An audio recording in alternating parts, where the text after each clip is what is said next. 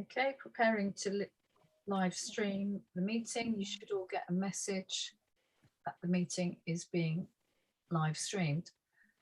Welcome to the Planning Committee meeting, 4th of November 2021. Our usual chair and deputy chair are not with us this evening, so the first business of the evening is to propose and elect a chair. And I believe that Alison has put herself forward for that. And if that is acceptable, could I have a show of hands? Lovely. Okay, Alison, over to you. Thank you very much. Good evening, everybody. We do have some public speakers today, so I'd like to welcome our public speakers who will be addressing us in a little while. Also, happy Diwali to everyone who's celebrating tonight.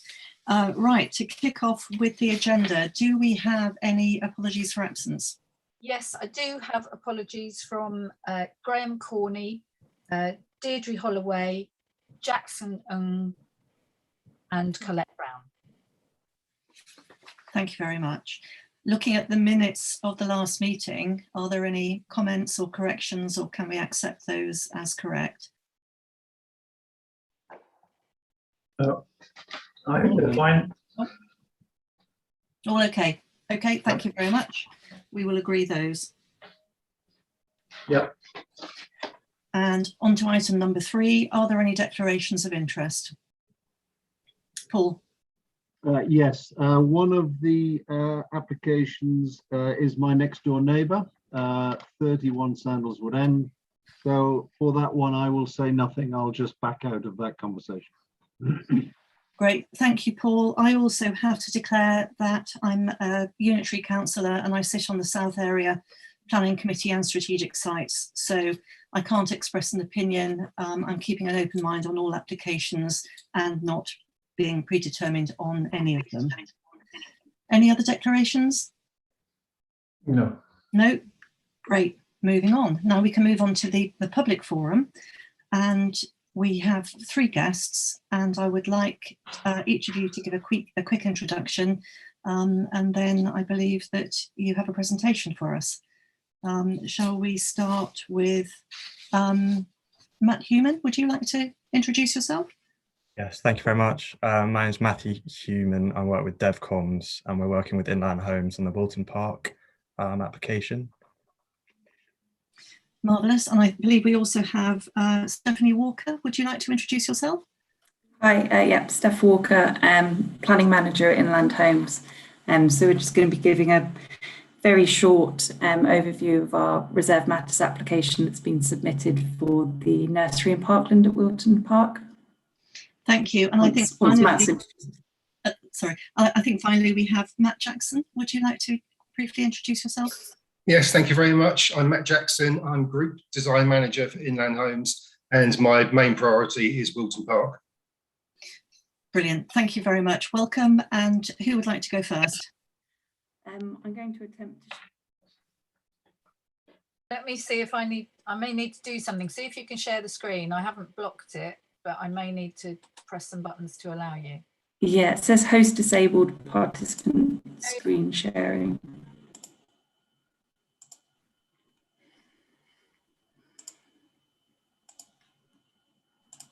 Have a go now. Yes, that's it.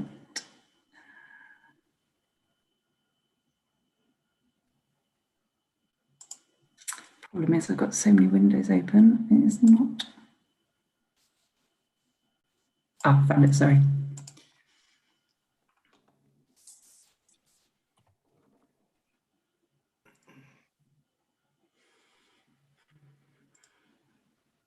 Is that sharing okay? Yep. Perfect. So yeah, thank you again for letting us join today. I know we've only got about 5 minutes to give you a very brief overview of the application that's been submitted. I'm really happy to answer any questions later or offline if anyone watching has any questions. So as you know, Wilton Park has outline planning permission for about 350 homes. And as you also probably know, we've started to build out phases 1 and 2 at the site, and also the Relief Road. We're hoping that's going to be completed in the spring of next year. So this application said the reserve matters for the parkland, the nursery and the cafe. We see it sort of as we're bringing forward homes and people starting to populate and live there, and residents moving in, kind of creating that actual sense of place for people, both the communities that will be there and also the surrounding community. So it feels like the right time to bring forward this reserve matters for this part of Wilton Park. Yes, perfect. So we've got the outline planning permission, which sets out requirements for across the whole site. And for this part of the site in particular, it needed to provide 2 hectares of parkland, a cafe, and create this sort of sense of community hub.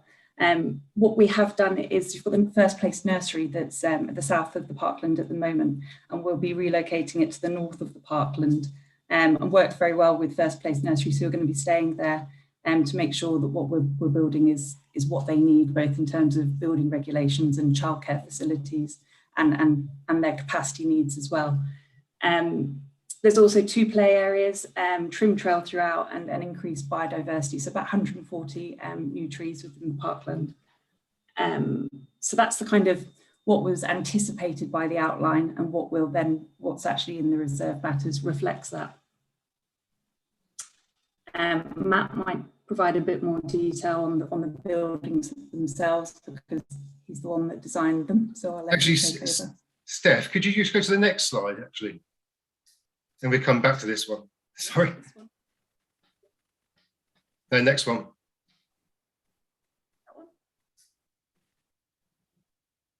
God, my internet slow. That's the one. Yeah, so just a brief overview. This is the concept scheme that we've basically driven all the proposals around, and this was taken from the originally approved design access statement and design codes. It just sets out all the constraints and opportunities around the parkland. For instance, this strong access link from Minerva Way and down across the parkland, and then the vista straight up through Wilton Park, which is a key design aspect of this whole development. And we've just got some, just showing some sustainable urban drainage systems going through the parkland. We've shown where the nursery was and where we're looking to relocate it, because the nursery is marketed as a parkland nursery. The children love it. The parents that take their kids there love it. So it just seems sensible to keep it in that location. And then obviously have the cafe and gallery and a community hall in that location as well, just to keep that entrance into the parkland very vibrant and busy. So that was the thinking behind that. Would you go to the next one, Steph, please? And then this is obviously the proposals as we've advanced them. And so, we're creating, we're preserving and enhancing the existing landscape framework. We're creating a playful landscape, an ecologically rich landscape, a connected landscape, and integrated sustainable drainage systems. Then you can go back now, Steph, sorry. Now, with regard to the buildings, they're 2 very similar looking pavilion buildings, and with sustainability in mind, they'll be timber clad from a sustainable source. They'll have green roofs, they'll have air source heat pumps, and we're looking into the possibility of building them off-site and then shipping them in, so there'll be a modular build. So that's very sustainable as well. With regard to nursery, as Steph mentioned, we work closely with First Place Nursery to design the nursery for everything that they need. A fully up-to-date modern nursery that caters for everything they require. And then obviously the cafe will have areas for the gallery, which will show the history of Wilton Park and other interesting things. And there could be other bits and pieces in there as well that link to the local Beaconsfield. And then on the other side of that, we've included a community hall, which we thought would be a brilliant idea for the people of Wilton Park to use for kids' birthday parties, and even people from Beaconsfield as well. It's something that we thought would be unique and really create this this central hub and this parkland. You go forward now, Steph. Yeah, it's just going to do it very slowly. I think all that's left is probably the CGIs, which make Yeah, it this look is a stunningly beautiful on a lovely spring day. Yeah, this is a CGI of Oh, sorry. this is coming down from the that one. That's the CGI. There's the nursery there to the right. That's coming down from the cafe from Minerva Way with the play equipment on the left, and the nursery just nestled behind the weeping willows on the left as well in the distance. So it's really slow to come up on my screen. And that's to the right of the or to the east of the nursery. This is the toddlers play area, and then just to the bottom of the image you see there a viewing deck, and then on the left hand side there will be various wayfinding boards and information boards about the ecology and about Wilton Park in general and the history. And then that's the other side of the viewing platform across the probably the deepest sustainable urban drainage part of the parkland, where there can be ducks. You know, it's a place where the kids can go and learn about ecology from the nursery, or any kid from Beaconsfield or Wilton Park. And then that is a view from the parkland to the cafe and up to Minerva Way. We just added on to the end just a kind of summary of where Wilton Park's at in terms of construction. So we submitted the reserve matters for the parkland, and the relief roads commence now. And we're hoping by spring of next year it will be completed. This was a document that was sort of sent out just before we submitted as well. So hopefully a few extra pages, but a lot of the information is the same was in there. That was our hopefully not too long overview to help with your discussions later. Brilliant. Thank you very much. All very interesting. Thank you. What I suggest we do is we'll have some questions. We're not going to be debating the application right now, but if you're happy to take questions, that would be really useful. And then what I suggest we do is that we actually bring up the application. At the moment, it's listed last on our list for tonight, and I think it would be helpful for members if we actually go to the debate after we finish the public questions, if that's okay. So I will open up to questions. Any questions? Um, Oh, two Pauls. Paul Mason. Thank you, Alison. You have that the relief road you hope to complete by spring 22, but it also says you're still awaiting sign-off. Is that still the case? What are you waiting for? It's I think it's the official sign-offs from Bucks County, but they've allowed us to start building already. In that sense, hence why we've already started. It's no, we haven't started being naughty boys, basically. No, we're just waiting for them to actually sign off the final design. They've approved it verbally, so we can get on with it. We're just waiting for the paperwork to come through. good. Okay, Paul Henry. So when it's all finished, are the roads on the site going to be adopted by the council, or do you plan to keep it as a private site? I believe the highways are all going to be private. So also the public spaces will be private? No, they will be for public people as well to use. That was not the question. It's whether it's a public designated space or whether it's a private space. Do you appreciate the difference? Yeah. I've got a feeling it's going to be managed by Inland Homes, but do you mind if I take that question away, Paul, and come back with something a bit more definitive? Yeah. Yes, and I asked because there's a pond there, for instance, which will need some considerable maintenance over time, and so the issue is who is responsible for that maintenance? Is that the council, or is that being covered by the lease cost or the other charges that you're going to make on the homeowners? My understanding is it will be managed by a management company. But I'll clarify and come back to you. Right. Okay. If you could, that would be of value, I think. Thank you. That's my impression as well, that it would be managed by a management company. I would Right. like to ask a question as well. The nursery is being relocated from the walled garden, I believe.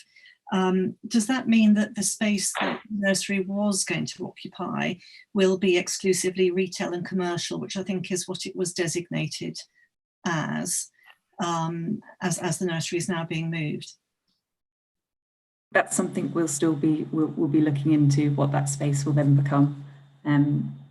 Yeah, whether it's retail or if it's open space or if it's residential, I think that's something we Inland will be looking into. It was felt that although that was the original location for it, it was quite a sort of hemmed in area, and actually in the parkland feels like a more natural place for the nursery to be located. I think it's worked quite well there over the years, and that was the reason for sort of relocating it, and that idea of creating a community hub within the parkland fits quite well with the nursery. So that was, yeah, part of the justification or the reason for moving it over. Okay, thank you. Paul?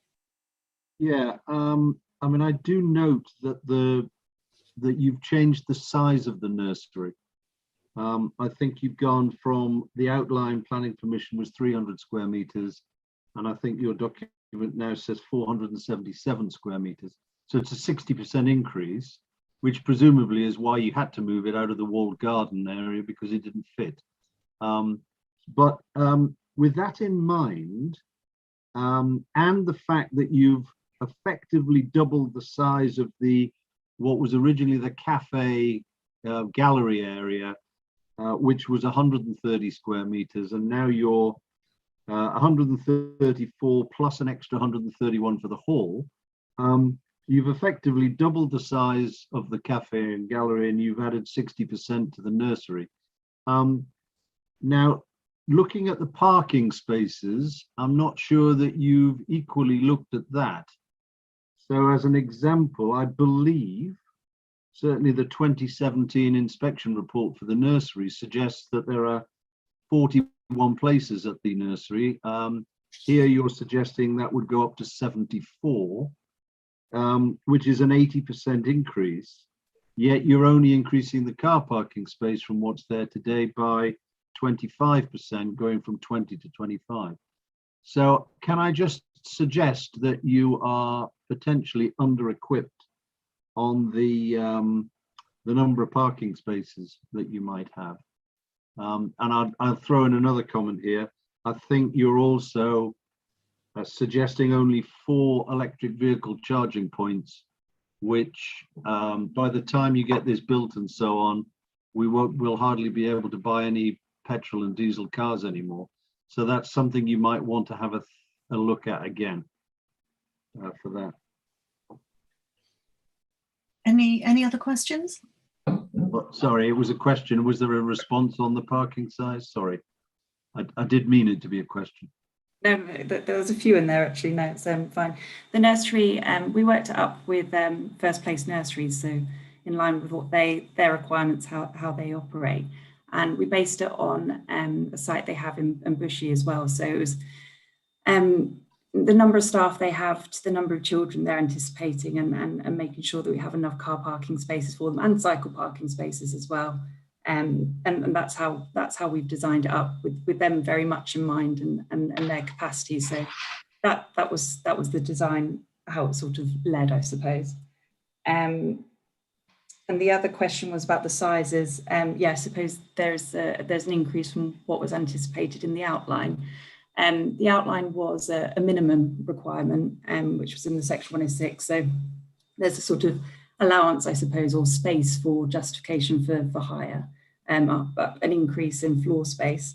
And working with the nursery, they've identified they do have, they're at capacity, and they could accommodate more. So that's more children, which has also helped with our design development with them. So that was some of the justification for increasing the nursery spaces for those residents that are anticipated within Wilton Park, but also the surrounding area. So we felt it was a good decision, a good move, and a good sort of story for Wilton Park. Thank you, Steph. And your comment on the electric vehicle charging points, definitely take that away. It might be something that we could look to increase. Thank you. Paul Henry, did you have a final question? I did, not exactly related to this planning matter, but a wider question, and that is, there was in the original planning application a primary school.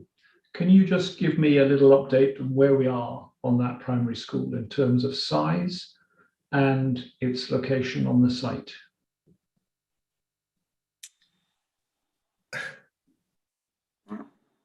I don't believe, I've never heard of a primary school on this site. You haven't? No. Maybe I misunderstood. I don't think it's part of the planning permission. It's not part of the outline. I mean, I'm looking very silly if it is.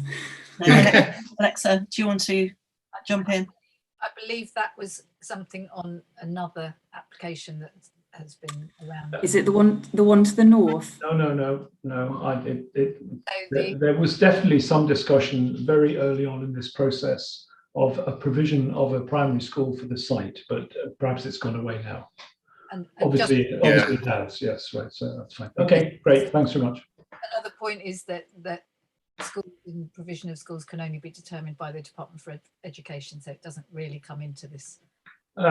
Yeah, but someone's got to build them and pay for them is the issue.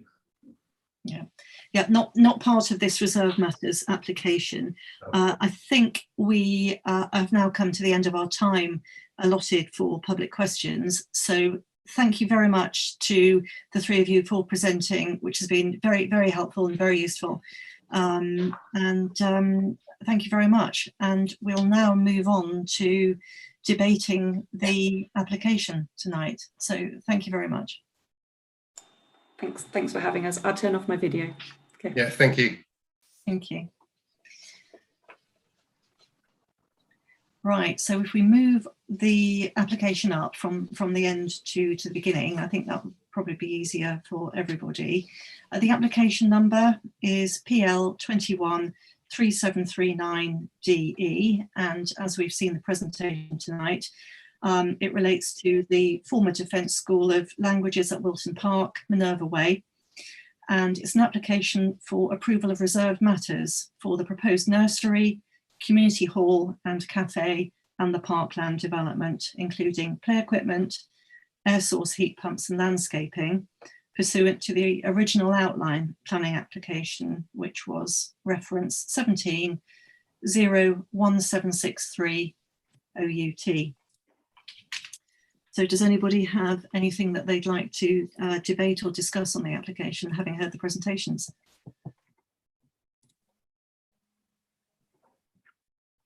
I think the basic issue, Alison, that was that in moving stuff that was outside of the parkland development into the parkland development, they've reduced the parkland development size, but also what hasn't been addressed is what's going in the place where it used to be. It's not an objection in any sense. It's just that it's unfortunate that the original outline planning permission had a parkland of that size and now it's less, which is the creep that one often sees with developments during the process. But apart from that, it looks lovely. I have no objections at this stage. Yes, I think to balance what Paul has just said, we also need to look at the advantages that the scheme does bring, which is the parkland, the nursery, the community hall and the cafe. I suppose what you're saying is, nothing is perfect. And the area where the nursery was going to be, we don't know what's going to go there. As Steph said, it could be retail, it could be commercial, it could be more residential. Yeah. We don't know at the moment. Lorna, did you have something that you wish to add?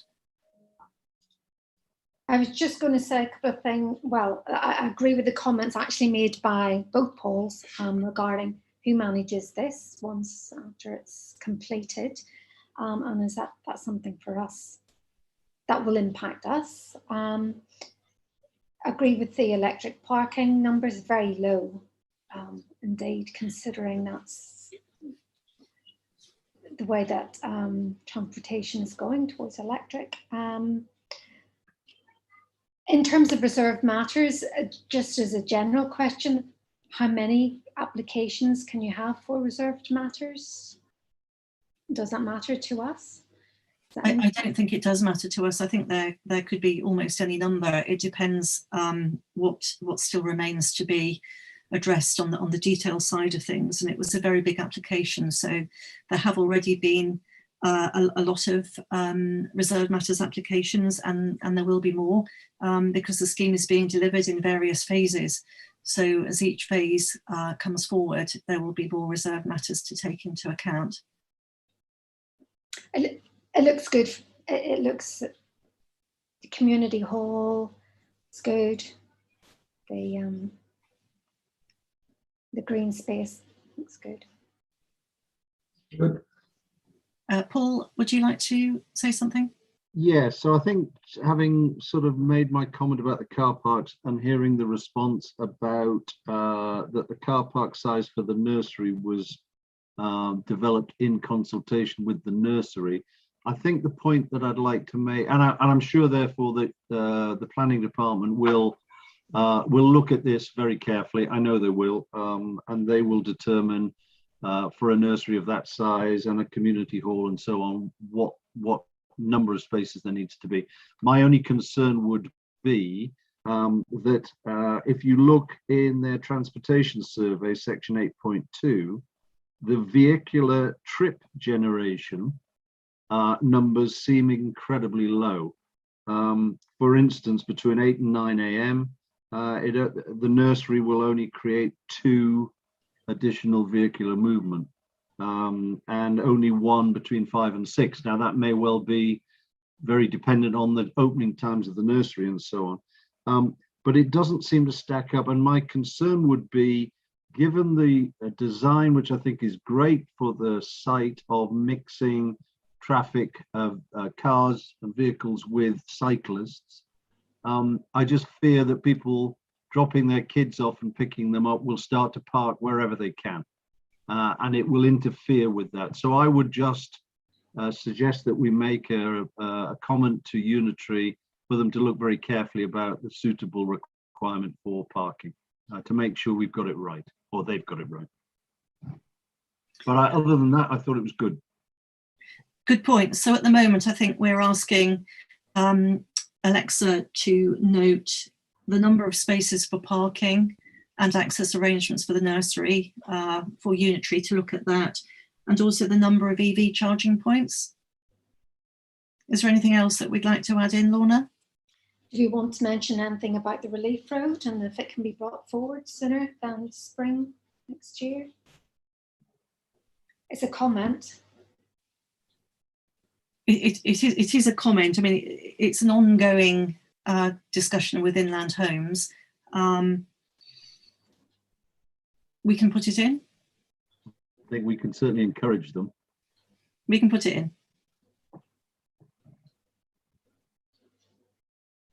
Yep, that's good. Any other comments? Nope. No? Okay, thank you very much. Right, moving on. So back to the beginning of the list of cases for tonight. Harvey Orchard, planning reference PL 213772FA. It's a part 2-storey, part single storey, front and rear extensions, and a first floor side extension over the existing garage. Anybody want to kick off with any comments on this one? No, no comment. Paul, Mason? I think just to say that this appears to be a reapplication of a previous planning application which was approved, 17/0598. I think basically the 3-year expiration appear they hadn't started the work. I think it's a simple Everything I could tell, it's exactly the same. So I'm assuming, therefore, it will again be approved. But I'll just make that as a comment. Okay, anyone got anything else to add? No, No, no objection. no objection. No, yeah. Okay, moving on. Next item is reference PL 213768 FA. This is 7 Ashton Road, and it's a first floor front infill extension, loft conversion with 3 roof lights and a new rear door window, new porch canopy, changes to external materials, door and windows. No objection. No objection. No objections? No. Lorna? No, no objections. Great, moving on, number 3. Reference number PL 213795 FA, 34 Walkwood Rise. This is an extensive remodelling of dwelling, part single, part 2-storey, front, rear and side extensions, front and rear dormer windows, rear balcony, changes to windows and doors and rear patio. Now, it has attracted some objections from neighbours. Paul Mason? Yeah, I went out to look at this site. Without doubt, the current property there does look like it needs redevelopment. So I think from that perspective, however, I definitely it has the impact here of overdevelopment. I think they are seemingly extending, relatively wide in the plot. I note that there is no garage associated with this application. I don't know, in one of the drawings says that it's drawings without a garage. I don't know whether they try to, or at some subsequent point would want to try and put a garage in the front. I don't think that would be logical. So I would really question building a house of that size with no garage. I've got concerns over the very large balcony at the rear, which seems to run across the whole of the width of the property being proposed, and definitely overlooking neighbours' gardens. And then I was noted by, I think, the comment by number 32, seemingly suggesting that the position of his house on the drawings didn't seem to be right, and was asking for that to be looked at very carefully. In other words, the drawings shown are not representative of the actual site plan. So I think this definitely requires looking at much more closely, and indeed a site inspection, I would have thought, to make sure that everything is right. Thank you, Paul. Yes, it is a very extensive remodelling, and I think we should note carefully the objection that you've mentioned about the size of the first floor terrace, which is the comments that the neighbours have made as well. Yeah. So I think it sounds like we are objecting to this one. Does anyone else have any other objection points to add? Alexa, did you capture the objections? You're on mute. You're on mute, Alexa. Okay. Tracy's minuting, and if she misses anything, she gets them back off YouTube. Okay, brilliant. Thank you. Okay, moving on. The next item is reference number PL 213727FA, 25 Brownswood Road. It's a single-storey front and rear extensions, internal alterations, changes to door and window. There's a new detached garage with living space in the loft. Any comments on this one? Paul? We actually discussed this. There was a previous application, PL 211994, which I think we discussed in May, which actually I think at that time we thought was okay. it was then withdrawn. I don't know why it was withdrawn. It's now come back as this new application. Certainly looking at it, I think the garage, the detached garage, seems to have come back smaller. I don't think we had a problem the first time round, so I have no objections to this one. But just had a matter of so we keep on track, on top of what's going on. Okay, Lorna, Paul, any other comments? No, I don't. There is it's an extremely irritating. Paul, you're signed on twice. That's it. Did you have something you wanted to add, Paul? No, I don't. Okay, so it is no objection on that one.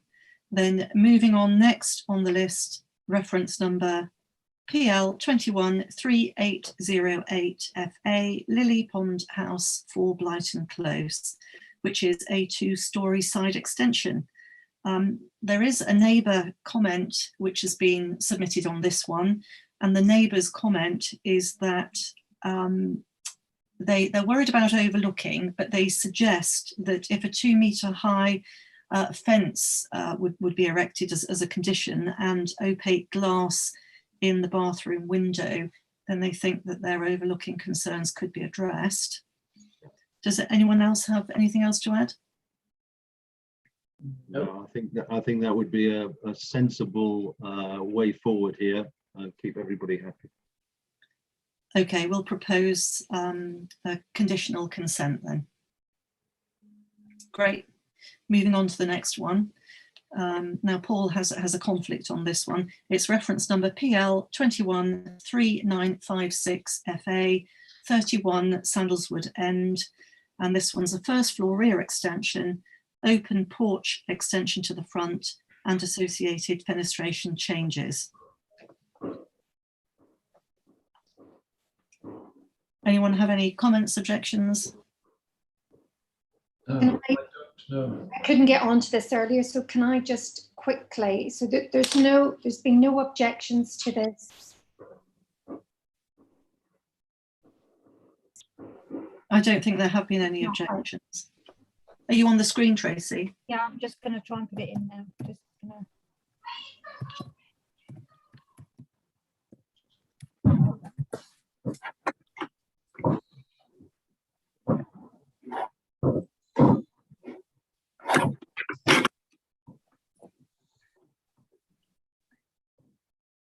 We're just looking to see if there are any objections.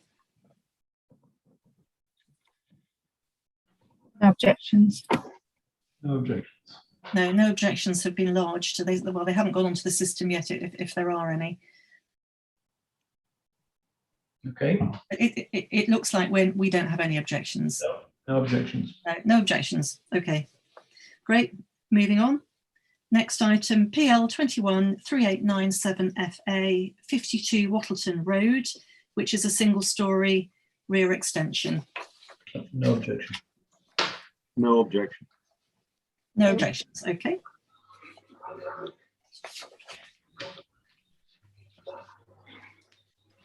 Then we come down to the Inland Homes application, which we've already discussed. We've moved that to the front. And then we are on to trees. Our normal position is that we defer to the Unitree's tree expert on tree matters. So unless anybody has any comments on any of the tree applications, I don't think we'll be noting any objections. No, I have no objections. No objections.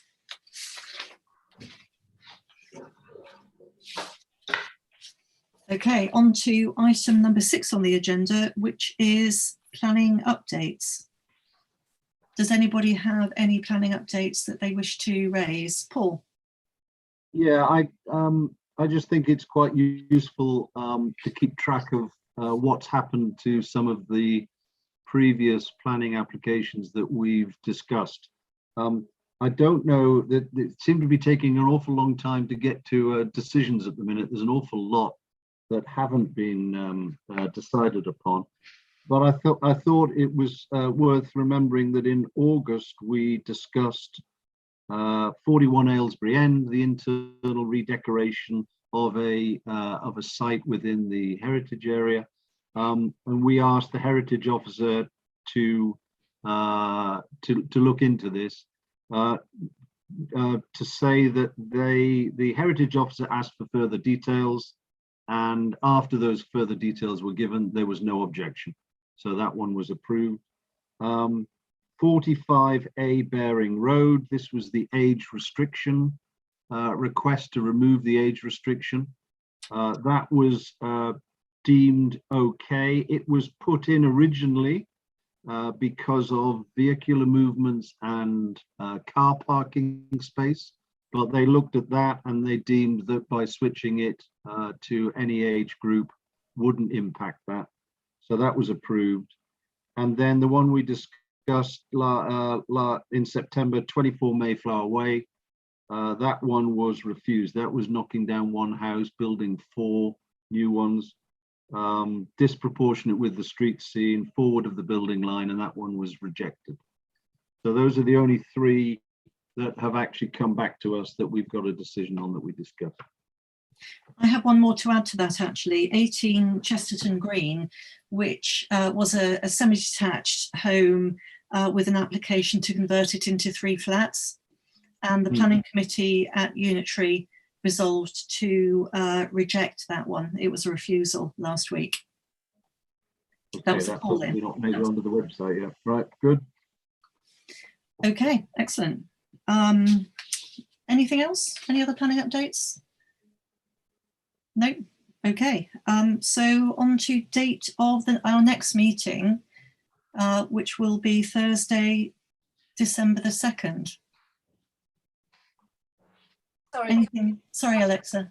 can I just mention that there was one planning update, but I was just trying to message Tracy because I don't know the I can't remember which one it was. reference number of it. To Graham. A planning application which was called in by Paul Henry a little while ago, and the planning officer contacted us this week, and I'll desperately try to pick it up because I've spoken to Paul about it. And it was the one where you had asked that the annex definitely not be Would not be sold as a separate dwelling. Yes. This was Woodchester Park, was it? Yes. I've got it. It's here. I've got it. It's the dog. It's a dog and the blue fireworks. Tracy.